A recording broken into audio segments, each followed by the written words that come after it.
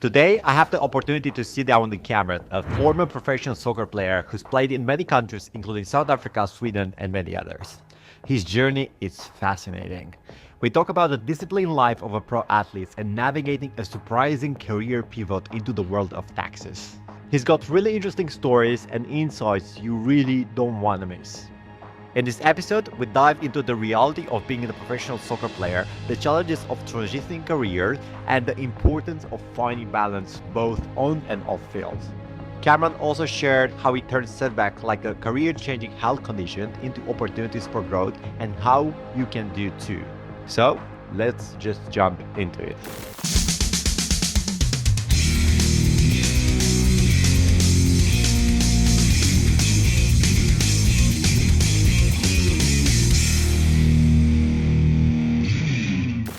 Let me tell you a fun fact about the podcast. We're at the beginning process and you can have a tremendous influence over our channel. By just liking and subscribing to our channel, you'll help us increase the quality of the videos that we're creating. Also, you'll stay in the loop with the new videos which are coming every week. Thank you and enjoy the episode. Welcome, Cameron. I'm really excited for this conversation. So because of that, I'm just going to jump directly right in. So just give a bit of a backstory. When I was a kid, I grew up between England and Romania, and all of our boys' dreams would become soccer players.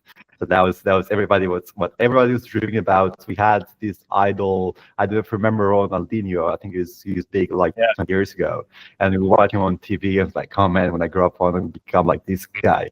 And yeah, I wanted to talk to you briefly about how is it to be a professional soccer player. Yeah. Thanks for having me on. And I definitely grew up like you. I liked Ronaldinho as well, and grew up with dreams of playing in the Premier League and all that. But coming from the U.S., not many people have done that. But I didn't ever end up in the Premier League. But when I was growing up, soccer wasn't as big as the thing. But my dad was from South Africa, so maybe that's what helped influence me with soccer. So I got into it at a young age and really pursued it and fell in love with it and just followed I guess my dream and my passion. And it took me all around the world: South Africa, New Zealand, Iceland, Sweden, playing in a bunch of different countries, getting paid. And starting out, you wanted to be obviously at the top and be like Ronaldinho or be like Ronaldo or all these players, but how it ends up, you never really thought it could end up like that way. And it actually maybe not like what I wanted from the start, but it ended up being great for me personally, and I wouldn't change it. So how's the lifestyle of a professional player?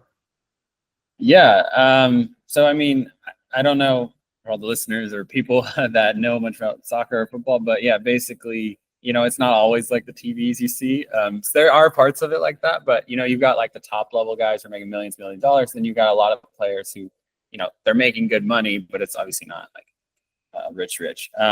But yeah, the lifestyles, I mean, it's fun. Like you can think like you go to training a few hours a day, and then you have the rest of the day basically for yourself. Like you obviously need to take care of your body. Maybe you'll go to the gym, maybe sauna. But other than that, like, you have a lot of flexibility, and that can be a good thing or a bad thing. Like you see a lot of younger guys, using that time to, have fun or play video games, or maybe they lose focus. Or, you can do things that'll be productive, like start a business or, work on yourself or other aspects than just, what you see, like the, party. Obviously there's some people who do that, but nowadays, if you really want to be at the top, you have to be pretty focused. So, yeah. I always imagine the fact that if you want to be a professional player, exactly as mentioned, if you want to be at the top, you have to have a very disciplined lifestyle. And that doesn't necessarily go across training, goes across your diet, across your lifestyle as well. So you shouldn't be drinking as much as you want to, or, so on and forth. Is that something that you had in your mind as well? Yeah. I guess like traditionally back in the day, like in the 90s or 80s, like, you saw the soccer players, professional athletes, like across all sports, like diet and focus wasn't as big. Like they would go out and play, and maybe they're talented, and then they would just go out, on a crazy, whatever, weekend adventure. And, they would just destroy their bodies, basically, work hard, destroy their bodies, and then like basically reset. But nowadays, like, you have so many doctors, nutritionists, scientists, like they really look after, your body. And like, because a lot of times you're playing a game every 3 days, so you don't really have time to, take all, just kill your body with alcohol and all these other things. If you really want to be at top. But with that being said, like obviously there is times where people, have fun, because I think you do need, like, from the mentality and the emotional, you do need some relaxing or break. You can't just always be go, go, go. But yeah, like you said, it's definitely something you have to focus on. Did you had like recurring concerns about engaging in other activities, let's just say like hiking or playing tennis or whatever that else might be, to sustain an injury that would kind of make it difficult for you to play anymore? Yeah, that's a good question, actually, because like a lot of people get scared, like, you might have like a weekend off or whatever, and like you might have other interests like skiing or whatever, and like it's like, okay, do I just stay at home and just scared and not want to do anything, like wrap myself in bubble wrap or whatever and not injured, or do you live your life? And I always there's a balance to it. Obviously you shouldn't like maybe go bungee jumping or whatever, but like I was under the impression like you can't just like live in fear. So I would maybe be more like flexible, like I would go, I don't know, tubing or or like go on a hike with my friends. Like obviously I would be careful, but like I'm not just gonna like sit in my room all day, like, because obviously that also perfects your performance. Like you're just sitting in your room all day, and like maybe you need to be out and about and take your mind off of just one thing.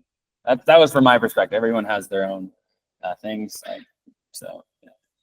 I had a good friend who's was a tennis player, and I was trying to convince him to go skydiving. And it was interesting to me that he's not afraid as much as the jumping itself as the landing, that he might broke an ankle or something, and that will make it very difficult for him to continue his sport. Wow. Okay. So you were the bad influence. You gotta to get off of there, and yeah. Yeah, but it was interesting to me that I talked to a lot of people about skydiving. Most of them are afraid of the jump in itself, and he was more concerned about the technical part of it. It's like, hey, maybe if I injure myself in some minor way, because most people, when I talk about them skydiving, they're not afraid of a minor injury; they're afraid of death. So that's the main concern. So it's interesting to talk to this guy and say like, "Hey, man, I'm afraid of breaking an ankle as opposed to just the jump in itself." And I was that kind of make me aware of the fact that professional athletes are very concerned about, engaging activities, because that might hinder their ability to perform their sport, which they are training for. Yeah, I mean, well, yeah, because when you're a professional athlete, it's like your body is your money, it's your life. Because like if you get injured, you're not making. Not that it's about money, but like, yeah, it affects your performance. You don't perform good, you don't get paid, and yeah, it's your life. Like, and some guys have families, and like you have to provide. So yeah, if you start down that rabbit hole, it can get in your head. But yeah, at the same time, like I think you have to, still, live, and whatever happens. So it's all about balance. Yeah, it is about balance, and I think you have to trust that it's not gonna, like, because I've seen it both ways, right? Like I've seen guys who do every like thing perfectly, like you're a coach, like a nutritionist, they do eat all the right things, and then they might get an injury or something, and something happens that you just can't control. And then I see other guys who like, oh, they're like even less care than me, and then they'll be like fine, like they'll go out or they'll go do crazy things, like, and they're playing well and they're not injured, and it's like, okay, well, they're not doing by the book things, but it's still, so it's more complicated than just like, okay, if you do X, Y, and Z, sleep, then yeah. And I think it's like, if you have to, you kind of become too fragile. Like you have to like by 9 p.m. and you have to wake up at 8 and you have to get your eggs, your same type of, and if like you have to get your routine every time, if you do one little thing off, it kind of mentally screws with you. So you actually become more fragile, because if that one little thing ruins your whole day, then you're so dependent on that you can't even perform. So I think it's like nice to have a routine, but it's also like if you don't break it, then if you don't get it every day, it's still okay. Oh, that's really interesting in the sense that if you have in the mindset that, every deviation from the exact script that you had is going to be a hinder into your career, then you're going to start, looking for those things. And then you're going to feel like every time when you miss a meal or like, you did something that was outside of that, it's just going to hinder that. And eventually, because you have this mindset, you're going to attract those things, unfortunately. Yeah, exactly. It's actually like it works the opposite. Like, because it's like, yeah, it's a balance. Like you need to have some structure and some things you should do. Obviously, like you shouldn't stay up till 3 a.m. and wake up at 5, like obviously you die, but like you also can't go so extreme where it's like, oh, if I miss, I didn't drink my supplements for the second time today. Now I'm feeling bad about myself. Now I'm down on myself because, I missed one thing. Now I'm not going to perform, because then you're too dependent. So it's like it's a good point you said. Yeah. Yeah. So let's talk about what you do now and the transition that you had from being a professional athlete towards helping people doing those taxes, because it seems to me that those are like very opposite things. So how did you got into starting to help people with their taxes when you're having a life as an athlete? Yeah, it's a good question. I guess it's not a typical transition, but yeah, I mean, growing up, being around professional players, being around athletes, like I knew you couldn't play forever, and I knew that I didn't really want to coach because maybe I don't have the patience for it or whatever. But I like to enjoy playing. So, but I wanted to do something. So as I was playing and I went to these different countries, I was like, oh man, I've always liked traveling, always like living, experiencing different cultures. And like, man, it would be cool if I could, do this when I'm done, or at least have the flexibility. So I started, while in the US, when you play, you can go to university. So I went to university before I went professional. And then, so I studied finance and accounting, and then got my master's because I ended up getting injured. And so I had an extra year. So I got my master's in finance and accounting. And then I started playing professionally. And so when you play professionally, like I said, you have a lot of free time.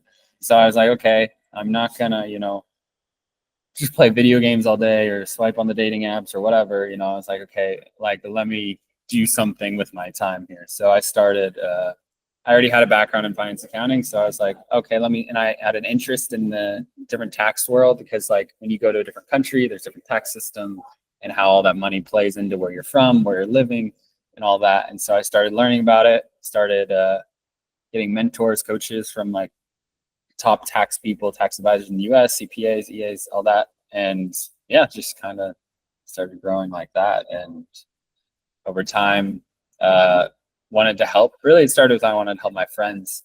So I was like, and I saw they had some small businesses and they were kind of digital nomads themselves. And I was like, I could help with this. And so that's basically how it started. That's interesting. So it sounds like you're trying to find something that was very much opposite to what you're doing initially, to kind of have a different activity. Was not, that means that your life wasn't all about being a soccer player. You had more diversity to your life in that regards, and you want to expand it in a regard that was pretty much different from what your main profession was.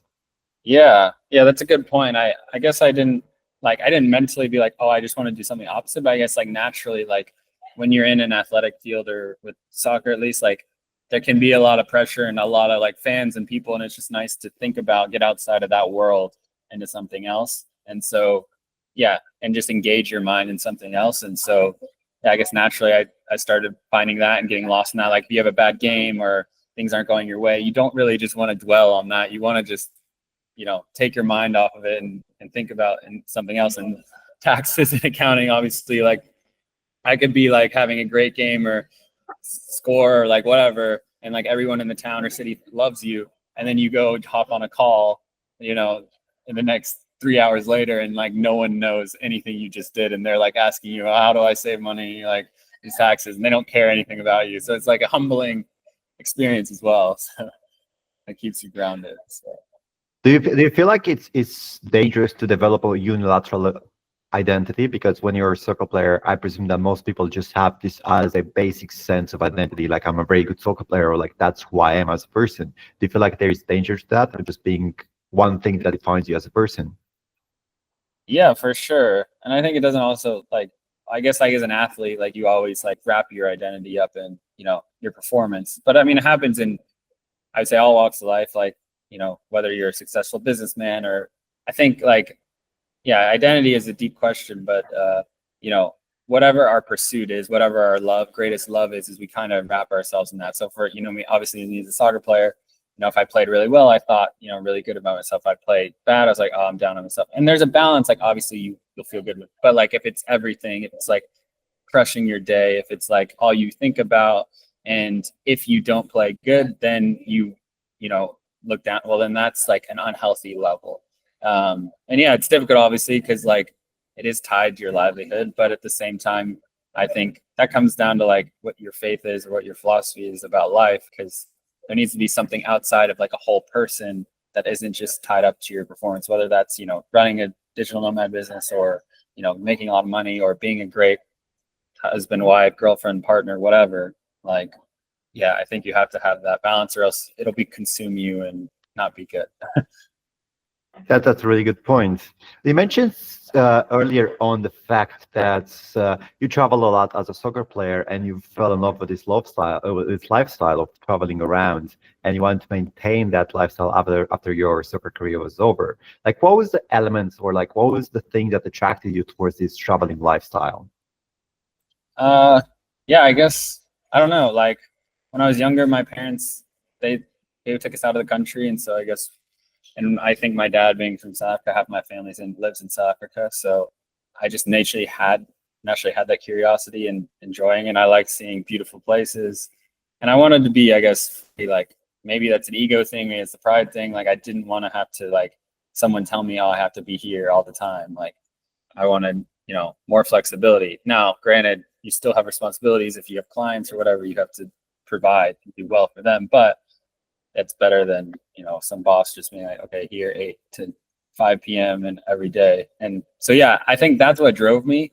Some people have like, some higher calling, like this is my passion. More for me, what I had was like, I don't want to do that. It was more maybe of a fear of like, this is my reality that could be one day, and I don't want that reality. So I'm going to work hard to make sure that doesn't happen to me. And yeah, try to change my life like that. So it seems it's for you, it's more a sense of freedom in itself. Like I can just travel anywhere, and I can move to a new place if I want to. Is that correct? Yeah. It's more like, the flexibility, like, oh, I could, go to Bali tomorrow, or I could, be in Portugal, or, Brazil, or wherever. Like that excites me to be able like that. And so when I have bad days where I'm like, oh, I don't want to do this for a client, or blah, blah, blah, I'm like, okay, I remind myself, like, this is why you're doing it. And then that helps, drag me over the, not wanting to do it a lot of times. Okay, so that motivates you to push forward, even if you have something that it doesn't necessarily excite you right away. It's just like, well, this is part of me having this lifestyle. So even if I don't like it this moment, it's still worth it. Yes, exactly. Like I don't always want to call the IRS or like try and figure out someone's tax problem when it's like a, gray area of this is even something I should be doing for you or not. But like sometimes we like to over deliver and like help our clients so they'll be more happy. So, obviously they want to stay with us. But yeah, so that when I struggle to find, because obviously you're not going to have so motivated intrinsically every day. Like there's going to be days where you don't want to do it. And yeah, in those times it's like, okay, like let's sit back and figure out why we're wanting to do this. So. Sounds really good. And you mentioned also that you started to help people with taxes while you're a professional soccer player, and then you helped one friend and then another, and then you start helping more people. But at some point, you probably knew from the beginning that you kind of have to migrate towards that direction and let go of being a professional soccer player. And what I want to ask you is like, was that difficult for you to say like, okay, that chapter is closed, and how did you manage that? Yeah, that's a good point, because like obviously like, yeah, it's a sad, like you pursue something your whole life. Like I've been doing this like plus 25 plus years, and then it just comes to an end. And it's kind of like might be dramatic, but it is like a death, like a metaphor, like one chapter is closing and another chapter starting. So I think for me also made it easier is that I actually went blind in my eye. I mean, not easier, but like, so one day, like a few years ago, I woke up and I was just blind in my eye. Like my eye went, like I couldn't see out of my right eye for like, it just went pitch black. And I didn't know what was going on. I thought, oh, maybe I'm dying.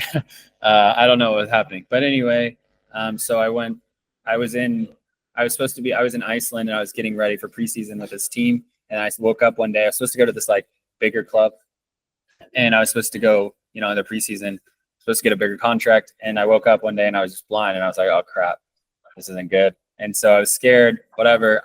And so I went to all these doctors, and they basically said, you have an autoimmune disease. Anyway, turns out I have a nerve in my eye, it was inflamed. Anyway, I didn't end up going to that club, went to a different club. But yeah, I went blind in my eyes. So that obviously hindered my performance. I still played for a few more years after that. I didn't really tell the coaches because I didn't want them to like, use that as an excuse not to give me a contract or something. But yeah, so I was like, okay, well, because before that I felt like I was playing really well, I was doing well, and that kind of like sobered me, I guess, or be like, okay, well, I can't do this forever. And so that was over those, after I went blind for a few years, like that process was like, okay, I'm gonna have to eventually stop. And I guess that sped it up because yeah, I mean, most players play till like maybe you're 30, 34, 36. If you're really like saying like, then you're done and then you need to do something else. So yeah. So you basically had the wake up call before the natural end of the career that makes you think proactively, like, well, I'm a lot more aware now that I can't do this forever. So I need to kind of push towards the next thing that I'm going to do. Yeah, exactly. I mean, I wouldn't wish anyone just going blind and waking up, but yeah, I guess in that sense, it was like I guess a blessing, or in some weird ways, like, because I was forced with that reality sooner in my 20s than rather than, like, now I'm 30, but rather than later on. And then, yeah, but I already had like, the business was kind of growing at the start, but then it made me like focus in my more free time, like, hey, okay, let's really try and push it. So when I am done, I have a bigger business and, you know, something I can, you know, build off of right away. So It's interesting that you had this kind of personal experience that kind of pushed in that direction, but I presume that you spend enough time surrounded by professional soccer player, and then you see how they think and how they act and how they view their career. Did you see that other player, they were a lot more focused on their career because of that, because they didn't perceive the end of the career with such depthness as you did? yeah, I mean, I think I had the benefit of, when I was younger, I saw, like, I was around older players, so I saw how they would end their career, or like you see the trajectory, right? When you're younger, like you have potential, and then maybe you get a bigger signing, and then once you get to like 25 to 28, 29, there's your more prime years, and then like you start, maybe you hit your peak, and then you just, so like I saw your trajectory, and yeah, I saw other players how they were doing it, and I saw a lot of them go into coaching, or maybe they'll go back and maybe they didn't finish a degree, and maybe like as they start during their degree or whatever, and yeah, I just knew that, okay, I didn't want to, like, because if you're a coach, it's basically like you're living the same lifestyle as a soccer player, and if you really want that, that's great, but like it's hard on your family, you're always gone, and you don't have like so much flexibility. But if you love football or love soccer, then okay. But yeah, I just didn't want that, and I know players still now that are trying to figure out what to do, and like they have families, they're good players, they're great professionals, and but like they don't really know what they want to do when they're done, and they're getting like 30s, you know, whatever, they're coming to the end, and then yeah, maybe they'll go work as a trainer, or I don't know, or yeah, or maybe they'll start off like, because you see a lot of players who like they'll play to like their early 30s, and then they're going back to like an entry level job at like a corporate job or something, because like they just spent like all that time. If they're not going to stay in soccer or football, then they're basically just, it's delayed their start to their other career essentially. Oh, that's interesting. And I presume that this must be really depressing for them, because you're migrating from a field where you're in the top of the game, right? And then go to an Yeah. entry level, and you do something as pretty much as a junior, and it kind of kills your confidence. Like, I used to be really good at something, I have to do something else, but I'm pretty terrible at it, because everybody's terrible at something at the first time. And if you don't have that skill pre-existing, like you had time to be able to build your career while you're a professional soccer player, but if you didn't do that, just focus on playing, and then all of a sudden you have to get an entry job, it must be pretty bad on your mental health. Yeah, that's a good point, actually. And I kind of like thought, I was thinking about that. It kind of is like, I feel like it's kind of like the military. Like in the military, if like you go and like you may be a high ranking sergeant or something, and like you might do these great things, you know, going fighting for your country, and then you come back to civilian life, normal life, and you're just like, I mean, that matters, but like it doesn't translate necessarily. You might start in like at a bank or something, at like just an office job, and like, yeah, it is kind of like you said, demasculating or demoralizing, because like you were so top, and like you had all the success and the career, and then you're starting at the bottom, like that's, no one wants that, like, is your pride, or like it's humbling. So like a lot of people might try to go to like management in clubs or something, but then yeah, so it is it is difficult, like you say. So yeah, it is a weird transition. It is a risk, like playing a sport, but I mean, it also is like the greatest, or it can be like one of the greatest, feelings and joys to pursue that. So yeah. Yeah, it's interesting. I was listening to a podcast recently with Joel Peterson, and they were talking about the gold medal depression. About you have all these athletes that go to Olympics and they win a gold medal, and then basically that it's an acknowledgement from the world that they're the best what they're doing. But after you get the medal, it's like, okay, cool, what do I do now? Because they always in this mindset to progress themselves to be able to become better. And then when you kind of hit that point, it's like, okay, what do I do now? And I think it's your strategy is really great because you're starting to develop other things on the side as well that you at least to some degree you find them challenging. So like at least I have some challenge on the side that I can work on and improve myself, and that's going to help me still have something to do after I kind of hit my pinnacle of profession. Yeah, yeah, that's a good point. Because like, yeah, a lot of people are like athletes use success, and that's why I think having some success in athletics, it makes you, or if you do it in every field, like you see, like it's not everything everyone says it is. Like, yeah, it's nice to win, and it's to, I didn't win a gold medal, but like I know people who have, and like, yeah, it's nice, but like at the end of the day, it doesn't like change your essence, your core, your being. Like, yeah, I can help you successfully, but like there's more to life than that. And yeah, and if I'm honest, like I wasn't like starting this business when I was playing to be some big business. It's more like, oh, this is something I can do and something that's interests me, and it's more like I just wanted to start it, and even if it doesn't go anywhere, then at least I have learned something different, another skill. So I think a lot of times people, like when they start their business or they start out, they're like, oh, I'm gonna make it huge. And I think that's like too much pressure and too hard. Like a lot of times just like, okay, let me see if this works, and see, you kind of go step by step, figure out from there. Yeah, that's a good point. And I used to have this quote I was telling people is that bad experience or failure experience, it's a lot better than no experience whatsoever, because you still learn something from it even if it doesn't work out. Yeah, yeah, that's a good point, because I think, yeah, a lot of people are more like scared of failing or being seen as like a failure, or like, oh, I started that business, or this is like your third one that you're trying, and like everyone's like, oh, now this time they're here they go again, and it's like, yeah, but like look at how much skills you've learned, whether it's learning how to sell or learning how to set up entities or whatever. You gain so much more experience than the people who didn't, and it's easy to like just sit on the sidelines and criticize, but I mean, it's about like the person in the arena, or like that's where you grow, is when you expose yourself, put yourself out there. And it's hard, but that's what we want. We want to get better. We want to grow. So Yeah, one of the principle I have, and also like the goal for this year, is to increase my failure rate. And it sounds pretty, what was it, counterproductive, but increasing your failure rate means, in an essence, that you're going to try things that you're not 100% sure that it's going to work out. And it's pretty, if you're cooking something and you cook the same thing you cook like a million times, you're definitely going to be great at it. But if you try a new recipe you haven't done before, you kind of expose yourself to the potentiality of failure. So when you're increasing your failure rate, basically what's happening, you're increasing the things that you try that you're not absolutely certain that they're going to work out. And I think it's a great principle to try new things on a regular basis, at least from a business standpoint. And you mentioned as well, like if somebody could try 3 businesses in their failure, but those people know a lot of things that people who haven't tried, not even once, they don't know. And when they try the 4th one, maybe the 5th one, maybe the 6th one, but they'll be like on a different level as opposed to the person who never failed. Yeah.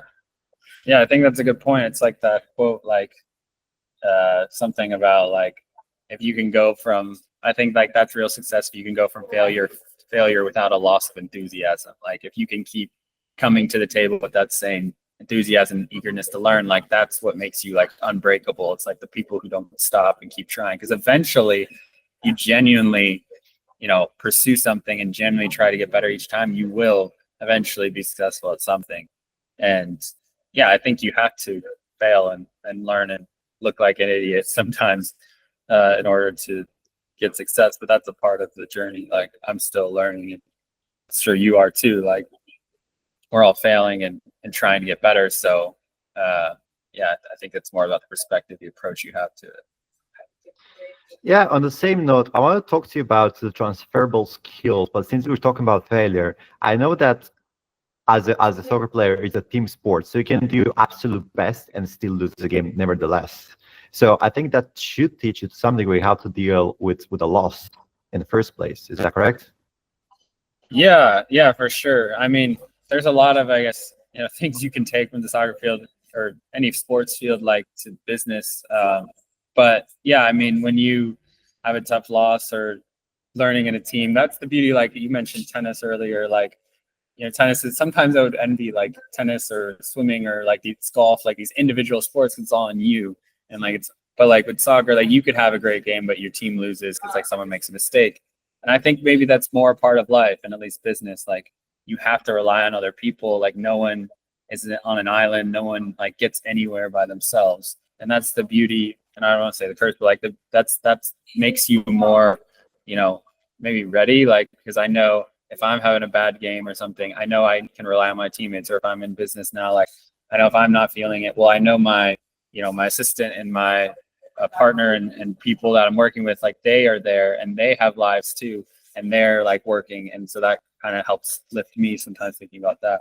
So I think, yeah, when you play a team sport and you have loss, it helps you have more grace on yourself, not to be so hard on yourself and also on others. Because like communicating with people and not just always being on them, and how you manage them and how you interact with people, like it's that cliche quote, like if you want to go fast, go alone, but if you want to go far, go together. So like you need people to be together. I think it's a great incentive to be to transition from a soccer player to a business, and not necessarily soccer, but like any as I mentioned team sport, because you're gonna have this idea embedded to your mind that team is very important. It's not like you're a solo player, a star player, and it's the whole work of the team. And when you get that transferred, that's still in business, you're gonna have this principle already pre-existing in your minds, like, hey, I need a team, I need great people, because there's so much I can do on my own. Yeah, for sure. And it helps you like with failure, like you mentioned, like because like if you fail, like at least in soccer or something, like if you mess up, like you really want other people to be like, oh, like obviously they need to hold you to a standard, but it's also like, okay, we got the next one, we have your back. Because then like it's easy, at least for me, like if I see someone mess up, I want to get on them, but then I'm like, wait, I know that I've done this as well, and I'm probably going to do this in the future. So it helps you like be more, I don't know, gracious while still, pushing them to be the best they can be.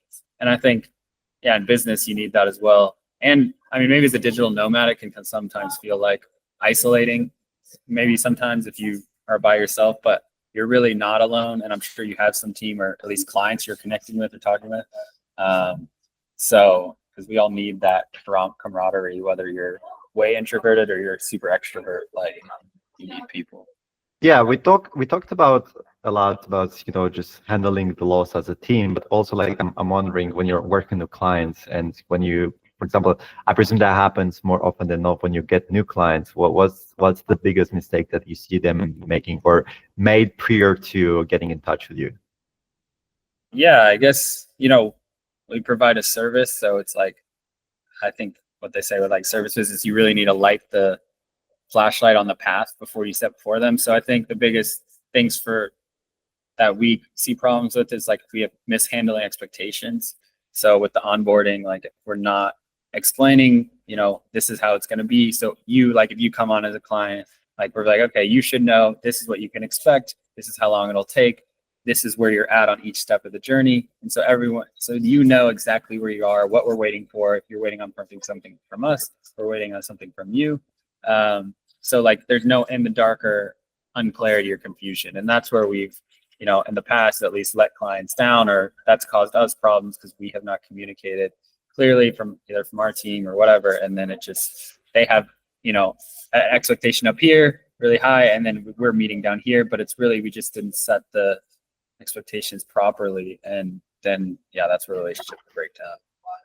So that's interesting, and that means that there is a different point of view from the parties that they have. Like you have a point of view and they have a different point of view. So on the same note, I want to ask you, like, from your experience, what do you feel like people and businesses that you work with get wrong about taxes specifically? Like, what was the biggest misconception about them? Yeah, I think no one likes taxes, or no one like wakes up and dreams about taxes, well, now I enjoy it, like, because I see it as a game, so we're all playing this tax game. whether you like it or not. And so I want to, be the best and play the best of the ability. So I would say people oftentimes do not act like they don't want to think about it, so they act like it's not there. But that's the biggest problem, because taxes are actually like your biggest expense, one of your biggest expenses in life. And so you need to know, especially if you're in the US, you need to know how to play, or at least minimize that to the best of your ability. And whether if you're a digital nomad, you have more flexibility on what you can do to minimize that. But also, like, if you're just in the US, like, you win the game through a strategy and a plan throughout the year. Like, if you want to lose, like, the quickest way you can not win the tax game is if you just try to do it all at the end of the year or after year's close and try to find all your deductions. Like, that's the quickest way you will not win. And that's what we all try to do. Is like, we just put our head in the sand. We don't want to think about it till once at the end of the year, and we just hope, cross our fingers, and hope we'll, somehow come out on top. But if you look at like business or sports in any way, like, you go into any like thing, you create a plan for something, like either a game strategy or something to win. Now, it doesn't always go to plan, like in a team sport, sometimes things happen, but at least you have some idea of like, okay, you're not just closing your eyes and just, going out there. And that's what we see a lot of people, just whether that's anxiety from taxes or So it seems like it's not necessarily the fact that people approach the topic in a wrong way, more than people just ignore the topic until it's too late in that regards. Yeah, I mean, there's that. And then, they also approach it maybe in the wrong way, or like they get pissed and like, I shouldn't have to pay any tax. And then they just get mad and frustrated, and they don't actually try to see how they can win. It's more like, so those are the two common approaches, or they just try to avoid it because they just think pain, whatever. And I get that. But that's why you work with someone like us, or you work with someone who can help you, play it, because you are playing this game, and the governments don't mess around when they want their money. So. Yeah, that's really interesting. I think it's something that people need to pay attention a lot more. But it's, as mentioned as well, it's not something that is really sexy. It's not something that is appealing. You don't start the business like, oh man, I can't wait to do my taxes. You're like, oh, I can't make this product or sell this product, just talk to my clients and kind of like present myself to the market. Never think about like, oh, I can't wait to do my taxes, man. This could be great.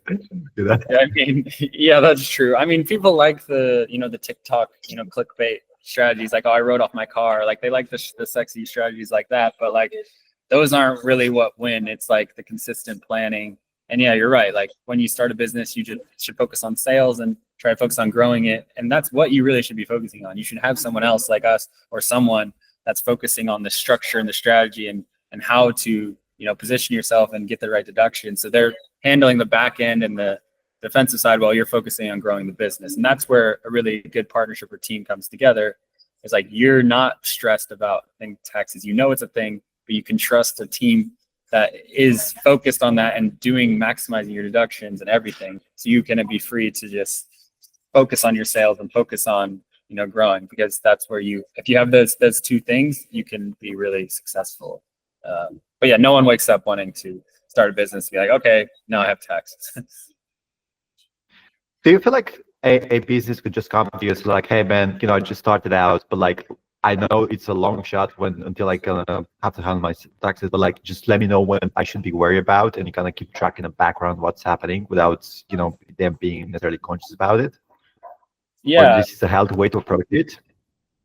Yeah, I mean, it depends, like most things. But like, if you're a foreigner starting the business in the US, then you have to at least file, like if you file an LLC or something, you need to make sure you're filing the right forms, because the penalties there as a foreigner is like, it can be up to 25 grand if you're late and stuff. So the penalties are huge. So you want to make sure you at least get those right. But like, if you're in another country, maybe if you're in Dubai or something, okay, set up some entity or something, and then just focus on your sales. And once you get more revenue, okay, then maybe it's time to focus on the structure. Because that is a good point. Sometimes people try to overcomplicate the structure and the tax, strategy, when it really doesn't make sense for their level of business size. They don't need like all these trust layering or, entities and all this stuff. So. Yeah, I want to ask you something. I usually, when I work with clients that want to start a business, I advise them, and some of them, they come right away. It's like, I don't know how the tax system works, and I'm worrying about that. And I tell them, like, listen, man, just focus on the revenue. When you start generating, a decent amount of revenue, it's not like, $10. It's like a decent amount of revenue that's, it's over like a threshold. You can start worrying about the taxes at that level. Do you feel like this is a good strategy? Yeah, I think again, it depends. If you're looking at the U.S. perspective, I think you need to make sure you have the right entity structure from the start, because it's harder to change that once you've already started, and especially when you start making money. So there needs to be some level of thought, and at least you talk to us or talk to someone. And once you get that, then yeah, okay, I think you can rest assured and just focus all on that. I would just say, like, take an hour or 2 hours or talk to someone, get that set up. Okay, peace of mind. Now you can focus on your business. But yeah, because like that can, at least in the US, that can really hurt you. Like once you start making 100, 500, whatever million, and then it's like, oh crap, I shouldn't have been, like an LC. Maybe I should have been a C corp or something like that. Now in other countries, it's different, but at least from the US perspective, like, yeah. Yeah, it's really interesting is that I spent all my adult life in England, and in England, I think it's one of the best countries in the world to start a business from a technical standpoint, because it's basically nothing. It's like submitting a form online and you pay like $15 something, and then Yeah. you just put a bunch of details, and then you already have it on. You don't have to do anything about it. And it's crazy because I have my brother in Germany and he spent like 6 months opening a business. I'm like, what's going on, man? Like it's kind of different in legislation from countries. It's crazy, like one country makes it so easy to open a business, the other one just kind of, you have to have an accountant, you have to have an employee. And especially in Romania as well, like it takes a while. First thing first, you have to have at least a higher employer to the minimum salary. So from day one, you have to pay taxes for the revenue which you pay to the employer. You can be yourself for that matter, but you still have to pay taxes for it. And when I'm going this, I want to ask you, do you feel like people who are location independent have an easier time handling taxes, or have a degree of advantage over the people who are locked in a specific country? Yeah, that's a good point. Yeah, Germany definitely is. Yeah, there's some countries that it's way more difficult to business, and yeah, for sure. So if you're location independent, you definitely have more flexibility, and it's more to your advantage because you can like change your residency, you can change your tax home, you can be more fluid, and a lot of times you can live tax free if you do it properly. Now, if you're a U.S. citizen, you have to denounce your citizenship to get truly tax free because they tax you on worldwide income. But if you're non-U.S. citizen and you have multiple passports or like EU, like it's pretty easy. So I would definitely say, yeah, it's better if you can do that, if you have that luxury, and especially like a lot of digital nomads, like you have that possibility. It's a lot easier than you realize. It's just a few steps and processes. You can, change your residency, and sometimes you don't even have to live in the country. Like you go to like Georgia or Paraguay and all different countries that, it's easier. That's really interesting. It seems like the location freedom brings a bit more advantage as opposed to just living in different countries. You can also take advantage or utilize functionalities from them as well. Yeah, for sure. Because like you could maybe you can have a residency in Dubai or Dubai LLC, but then you don't trigger your tax home there. Or you could, be a resident of Paraguay or something, but you don't pay taxes because they don't tax you. They only tax you on your income from sourced in Paraguay or something. So yeah, it's basically like a network and a game, and you should look at your whole holistic situation and see, because like if you're not in the US, like if this is your situation where you're a digital nomad, you're not a US citizen, and you travel like a lot and you don't really like have like a base, you're there more than 6 months of the year, like there's really no excuse why you couldn't be living tax free and be more free now. So yeah, so if that is you, like I would say definitely you should talk to us or talk to someone, and yeah, you should do it. So like with you're in Portugal, so you're more like static, but yeah. It's you mentioned something really interesting, the fact that being a US citizen sometimes make it more difficult. And I'm asking that from a standpoint of a person who is a bit fan of having multiple passports. I think there are benefits to that because you can travel easier, they have different jurisdiction, and there are definitely advantages to that. And I thought to myself, it'd be great to have a US passport, but now you mention it, is that people who are US citizens sometimes have it difficult compared to the other one non-US citizen. That's really interesting. Yeah, feel bad for us U.S. citizens, but yeah, so the U.S. taxes you on your worldwide income, so you can't get, now you do get a foreign earned income exclusion. Like if you're a digital nomad and you're outside the US more than 330 days a year. So if you're in the US a month or longer, you wouldn't qualify. But basically you can exclude up to a certain amount your income of your, that you don't pay any federal income tax on, up to like, it's like 126 grand. So that's at least nice if you're a digital nomad. But after that amount, you still get taxed, and it doesn't exclude you from self-employment tax. But yeah, so I haven't denounced my citizenship because I still like being a US citizen. And yeah, I don't think I will. But yeah, like the guy who helped start Facebook, Mark Zuckerberg's friends, he denounced and moved to Singapore so he didn't have to pay capital gains tax on all the money he made on Facebook. So it is possible, but then you're, yeah. So. That's really interesting. Yeah, I never thought about it this way until now. And then when I look at this, like, well, there is not all, you know, rainbows and unicorns. There's also challenges to you know, being a US citizen as well. Yeah, you know, not everything, but yeah, it's, I guess everything has pros and cons. So you should be thankful, because if you're in Portugal too, they used to at least not tax your crypto as much or like at all. So there's a lot of crypto millionaires and people there who are just paying no tax. It's great. Yeah, absolutely. What I want to ask as well, did you just like as an example, as a story, can you tell me a story of a client that came to you and you thought to yourself, oh man, you should have come to me like a long time ago. Now you're in big trouble. I mean, yeah, I mean, we have a lot of those. I like to think of, you know, the positive ones, like we had a client who,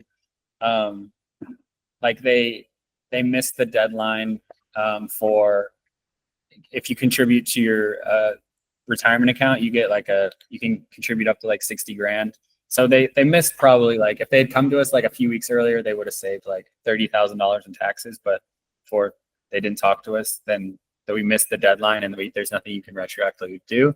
But I will say a positive one most recently is like, actually like a few weeks ago, we had a client who the deadline, they had come to us, and 2 weeks later, if we didn't file these returns and get these forms in on time, they would have missed out on like 70 grand of tax savings. So we basically were able to save them $70,000 in taxes because we got their taxes caught up on time right before the deadline.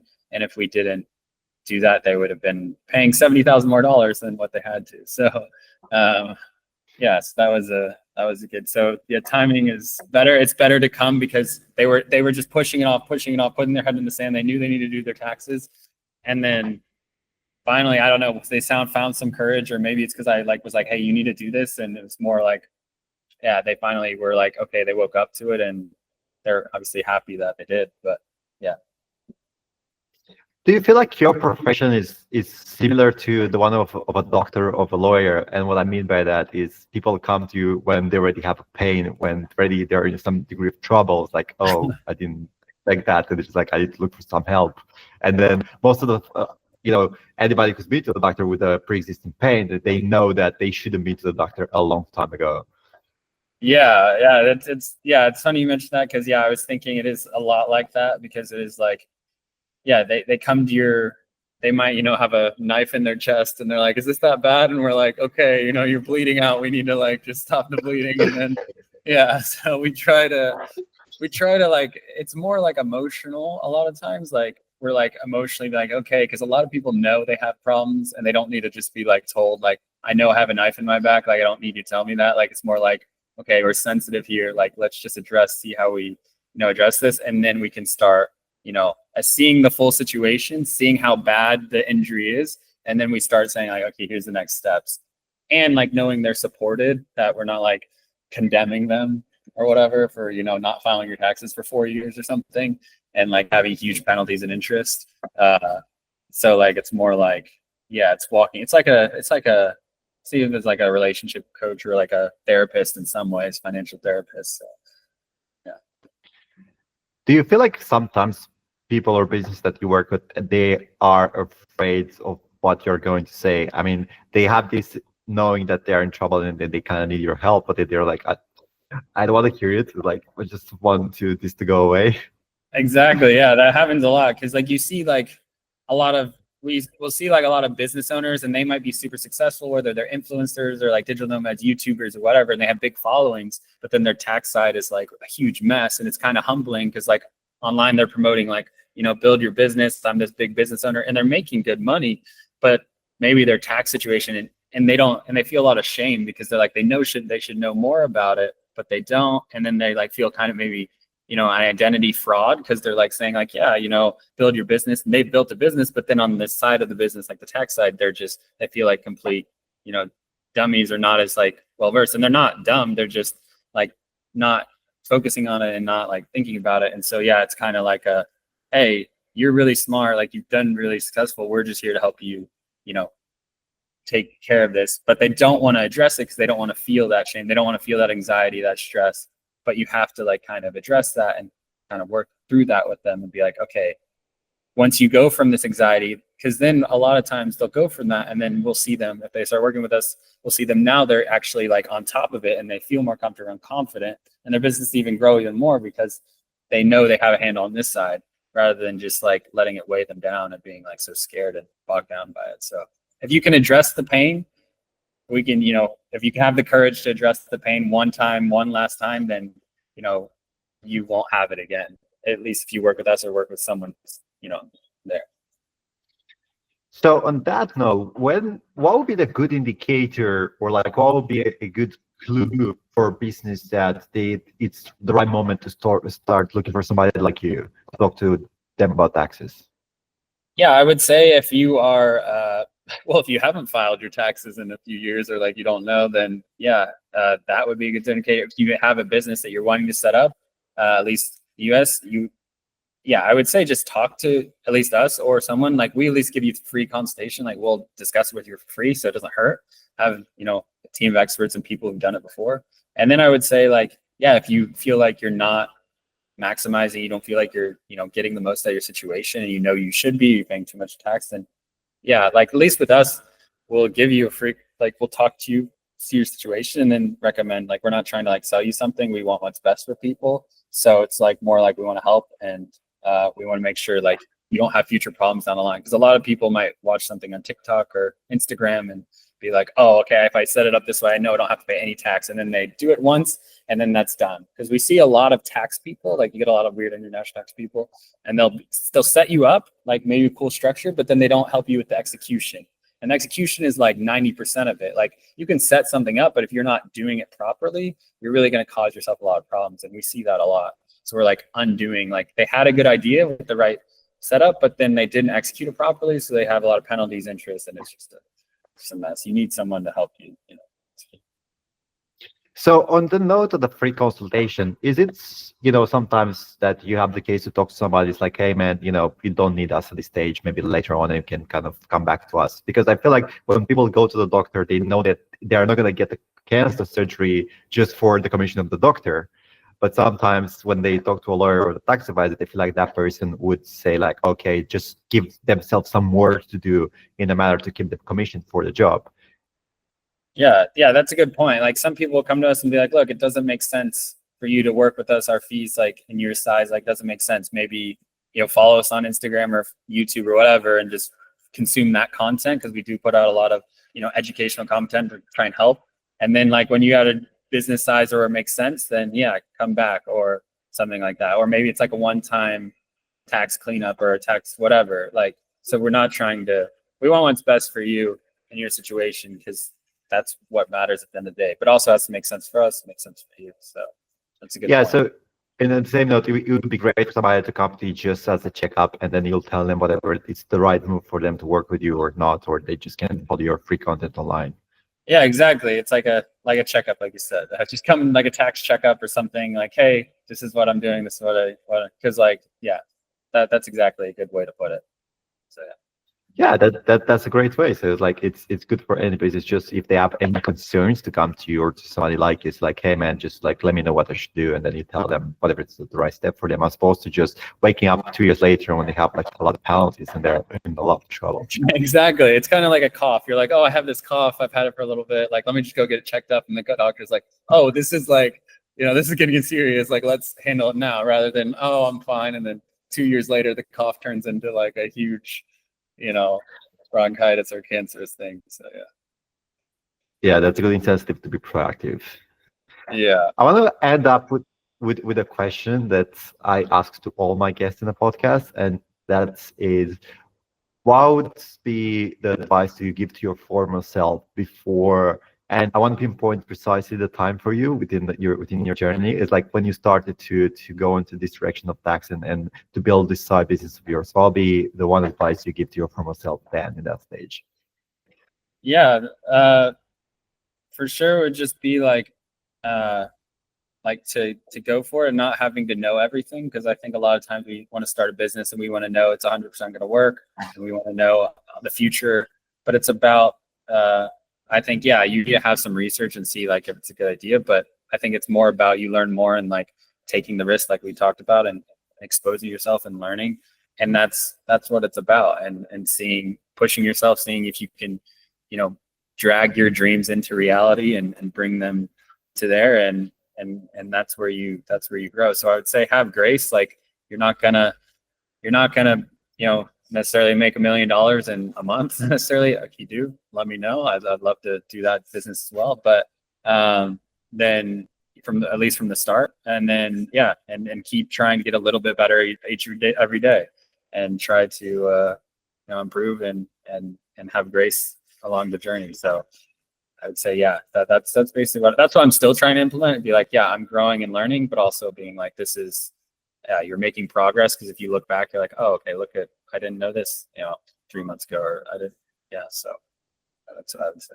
That's a really great advice, because from my experience of work with the small entrepreneurs, people feel like they need to know a lot more before they can help somebody else. They need to get to the expert level. And what I tell them all the time is like, you don't need to be an expert. You just need to know a little bit more than the person that you're helping. And that's enough for now.